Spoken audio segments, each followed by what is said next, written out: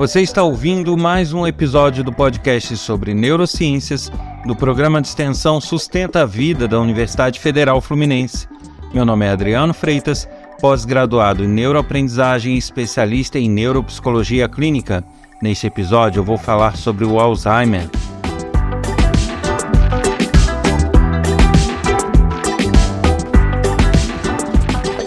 Não esquecendo de lembrar para que todos visitem o meu site www.adrianofreitas.com, pois nele vão encontrar link para meu canal de YouTube, outras informações sobre projetos ligados às neurociências e também alguns conteúdos que eu desenvolvo. Também volto a convidar a maratonar esse podcast. São muitos assuntos, são mais de 2 anos de podcast semanal e já ultrapassa aí os 120 episódios. É muita coisa, mas devagarzinho dá para ir escutando tudo, se inteirando das novidades, das curiosidades e das informações. Sempre que surgirem dúvidas, questionamentos, sugestões, elogios, podem ser enviadas para o e-mail podcast@sustenta-vida.com ou pelo WhatsApp código 22 99 222 1003. Conto com a participação de todos.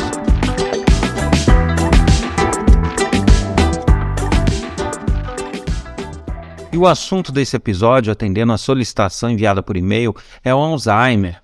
Eu trago aqui informações sobre o que é, as características, o que causa na pessoa, mas também trago informações sobre as novas pesquisas desenvolvidas sobre esse assunto, que colocam uma luz, um caminho novo a se seguir para buscar a cura, buscar tratamentos efetivos logo no início da doença e até a identificação mais ágil, né? Mas antes da gente chegar nessa questão das pesquisas, vamos falar um pouquinho do que é o Alzheimer. O Alzheimer, ela é uma doença neurodegenerativa que causa uma deterioração do cérebro de forma progressiva. Na verdade, as neurodegenerativas não são doenças. Muitas vezes as pessoas imaginam que sejam que prejudicam ou ataquem a memória, o raciocínio somente. Na verdade, não. Nós temos neurodegenerativas que afetam diversas questões no ser humano. Temos neurodegenerativas que afetam a questão motora, a parte muscular. São neurodegenerativas que fazem com que a pessoa perca força muscular, perca tônus muscular, outros que afetam a respiração, porque tudo isso parte de comandos do cérebro. Então, quando a gente tem algo que danifica esses impulsos nervosos, você automaticamente pode ter diversos problemas derivados disso, porque alguns hormônios e proteínas são secretadas mediante estímulos nervosos, e a partir do momento que há um problema nesses estímulos, a gente acaba tendo diversas derivações disso. E o Alzheimer, ele não é muito diferente. Ele parte de estímulos nervosos e de células nervosas que vão morrendo. A diferença de outras neurodegenerativas é porque nós temos neuromusculares, e como eu falei, e o Alzheimer não, ele primariamente, ele não afeta a questão motora, ele afeta, a princípio, as questões cognitivas, de memória, de raciocínio, e ele vai, como toda neurodegenerativa, progredindo. Então ele começa de uma forma sutil e vai se tornando mais grave com o passar do tempo. O Alzheimer, ele geralmente tem como característica inicial esquecimentos. A pessoa fecha a porta e esquece que fechou, ou a pessoa cumprimenta uma pessoa, daqui a 5 minutos cumprimenta de novo como se ainda não tivesse visto aquela pessoa. Isso indica, sinaliza uma característica inicial do Alzheimer.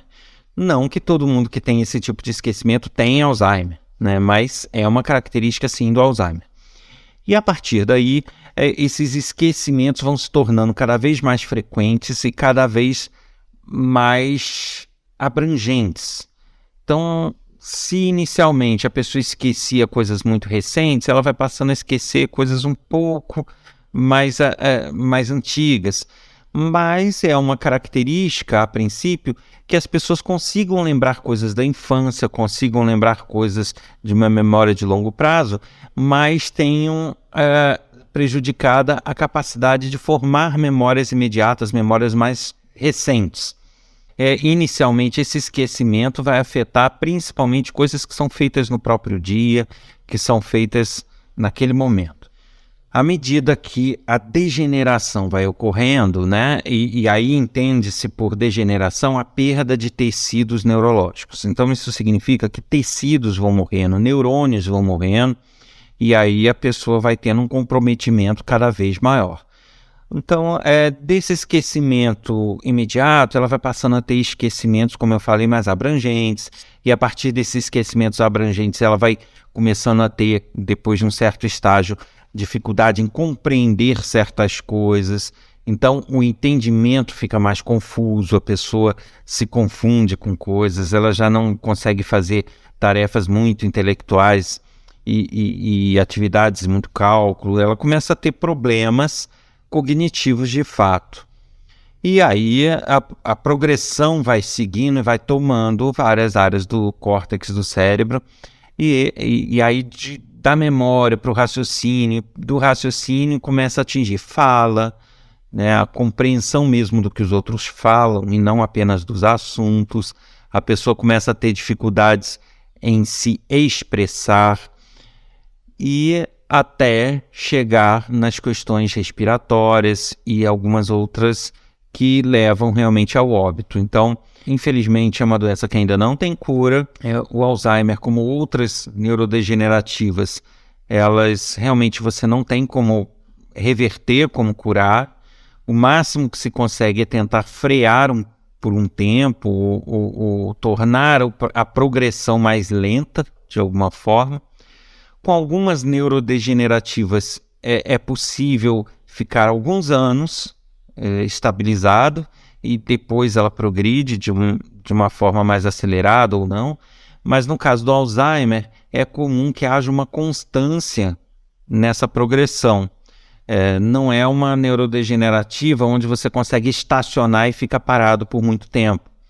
Então, por mais que se utilize de terapia, se utilize de medicamentos, eles chegam a um ponto que ela realmente progride de uma forma constante e não tem muito o que fazer. Tem pessoas, né, que têm a mentalidade que o Alzheimer ele fica, é só uma questão de esquecimento e fica por aí. Mas não, como eu falei, vai havendo uma neurodegeneração e um comprometimento global do encéfalo, do cérebro. E nisso a pessoa realmente vai perdendo cada vez mais habilidades. Então, é importante, com relação ao tratamento, que a gente diga que realmente cura não há. Mas um bom trabalho de estimulação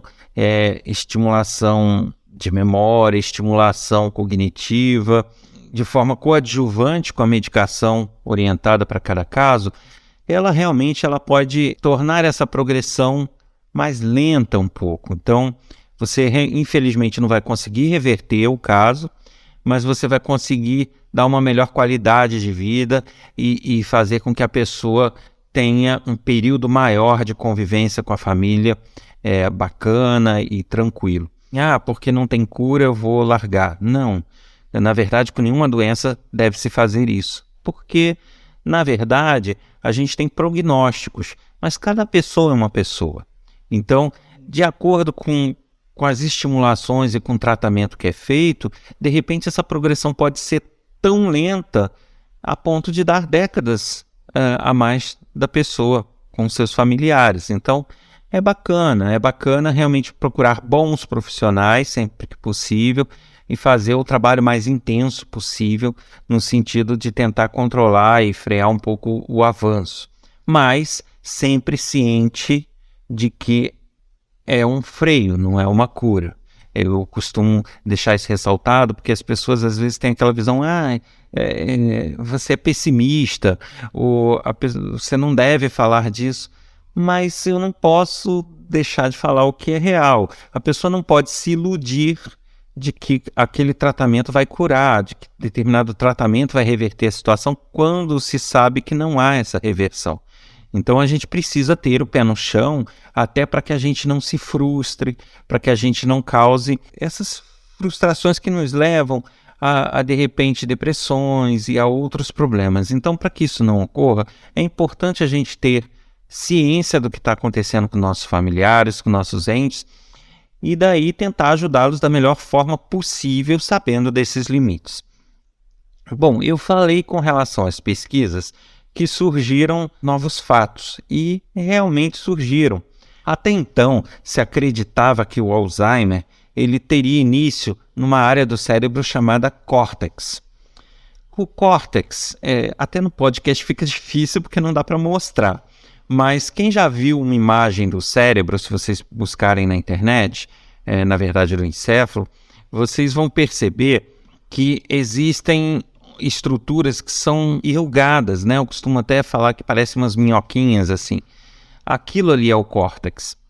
Muita gente acha que o cérebro é todo assim, e na verdade não é, né? Ele tem áreas, regiões internas, existe o cerebelo, o tronco encefálico, diversas áreas que possuem outros tipos de estrutura, mas o córtex é como se fosse uma casca, como se fosse um revestimento do cérebro e que tem essa formação. Então, se achava que nesse córtex, nesse revestimento, é que se dava o início do Alzheimer. E as pesquisas se concentravam em tentar identificar o princípio do Alzheimer no córtex, para daí tentar frear esse princípio ou reverter com novas tecnologias. Porém, começou a se ver que não, sempre que se identificava o Alzheimer no córtex, ele já estava num estágio que você não tinha muito o que fazer, ele já estava numa progressão acentuada. Foi aí que alguns pesquisadores, inclusive brasileiros e alemães, os brasileiros são da Faculdade de Medicina da Universidade de São Paulo, e eles realizaram pesquisas que foram uma luz nessa identificação prévia do Alzheimer, para que se busque justamente um tratamento, para que se busque uma solução com as novas tecnologias de células-tronco e afins. Então eles descobriram que, na verdade, o Alzheimer ele tem início no tronco cerebral, não no córtex, e numa área, mais especificamente, que é chamada de núcleo dorsal da RAF. Ela é uma área que faz a conexão do tronco encefálico com o encéfalo, com o cérebro. Então eles identificaram que nessa região há emaranhados neurofibrilares, e esses emaranhados são indicação do surgimento do Alzheimer. Isso, de certa forma, facilita, porque pode-se tentar desenvolver novas tecnologias ou até adaptar as existentes para que se possa, até por exames de imagem, se identificar o princípiozinho do Alzheimer no tronco cerebral, lá no núcleo dorsal da RAF, antes que ele chegue ao córtex e ataque as áreas responsáveis por memória, as áreas responsáveis pelo raciocínio, pela fala. Porém, ao mesmo tempo que isso abre um novo caminho, né, porque se estima que com os novos trabalhos de tecnologias em cima de células-tronco, você conseguiria fazer injeções de células-troncos nessa área específica e daí tentar reverter, gerar novos neurônios que assumam as funções daqueles que estão morrendo, e aí com isso evitar que essa progressão ocorra para o córtex, se percebe também que não é um trabalho tão simples, né? Porque, como toda neurodegenerativa, os tecidos estão morrendo, mas tem algo que provoca essa morte de tecido, que aí pode ser alguma proteína, pode ser diversos outros fatores. Então, o fato de você tentar, lá no início, com células-tronco, recompor a área, não significa que você vai impedir o avanço dela. Então, assim, ao mesmo tempo que traz esperança, de novo, eu volto àquilo que eu já falei, a gente tem que ter o pé no chão e saber que não é uma fórmula mágica e não é uma solução mágica que amanhã vai estar no mercado e disponível a medicina para que se possa curar pacientes de Alzheimer. Infelizmente, não é uma coisa tão simples e tão rápida dessa forma, mas já são resultados promissores de pesquisa e que mostram que, de repente, alguns desenvolvimentos estavam, de fato, num caminho equivocado, o que talvez dificultaria ainda mais a busca pela cura. Mas o que se pode dizer, aí sim, para dar esperança imediata, é que já existem medicamentos muito promissores e que têm demonstrado ótimos resultados nesse freio que eu falei. Então, por mais que a gente saiba que ainda não se tem uma cura, mas se a gente pegar um tratamento de ponta desenvolvido hoje em dia com tecnologia, com novos medicamentos, e o tratamento de 1 a 2 décadas atrás, a gente percebe que realmente os pacientes estão conseguindo uma qualidade de vida melhor e um freio maior nesse avanço atualmente do que há 2 décadas atrás. Então, de fato, isso é uma boa notícia, isso é uma esperança para aqueles familiares e entes que têm alguém com Alzheimer na família. É importante que você que é ente, conhece alguém que tem Alzheimer, não desanime, né? Que corra atrás, que busque esses novos tratamentos, essas novas alternativas de tratamento e que busquem também essas estimulações para que possam realmente proporcionar uma qualidade de vida e uma longevidade ainda maior. Você ouviu mais um episódio do podcast sobre neurociências do programa de extensão Sustenta a Vida da Universidade Federal Fluminense. Hoje falamos sobre o Alzheimer. Meu nome é Adriano Freitas, pós-graduado em neuroaprendizagem e especialista em neuropsicologia clínica.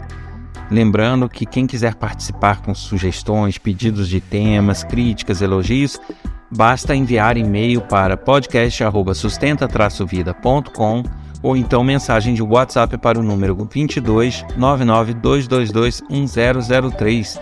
Eu aguardo a participação de todos e estarei aqui na próxima semana com um novo assunto para este podcast sobre neurociências. Até lá!